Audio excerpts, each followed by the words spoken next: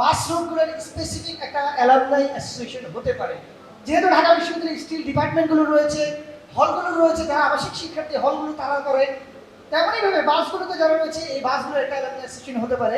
সেই alumni association থেকে, সেই অ্যালামনাই থেকে যারা নতুন আসবে তাদেরকে বৃত্তি দেওয়া, বাস রুটের বিভিন্ন সমস্যাগুলো দেখা, তাদের ক্যারিয়ারের ক্ষেত্রে কিংবা তাদেরকে যে কোনো ধরনের হেল্প করা, এই কাজগুলো কোনো অ্যালামনাই অ্যাসোসিয়েশনটা দেখতে পারে।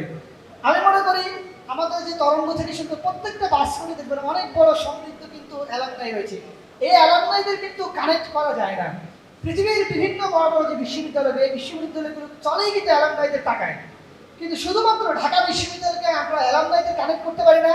যে জন্য সালাম ভাইদের মতো আমাদের যারা বড় বড় অ্যালামনাই, যারা অনেক বড় ভূমিকা রাখতে পারে, যাদের হয়তো অনেক ভালো পয়সা আছে, এদেরকে কিন্তু বাসগুলো কাজেও লাগাইতে পারে না।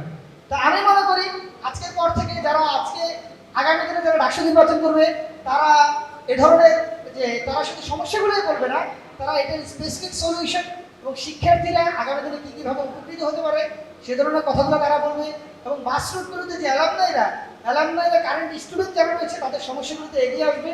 এবং আপনাদের সবার জয় হোক, সবাই দোয়া করবেন, ভালো থাকবেন। আসসালামু আলাইকুম।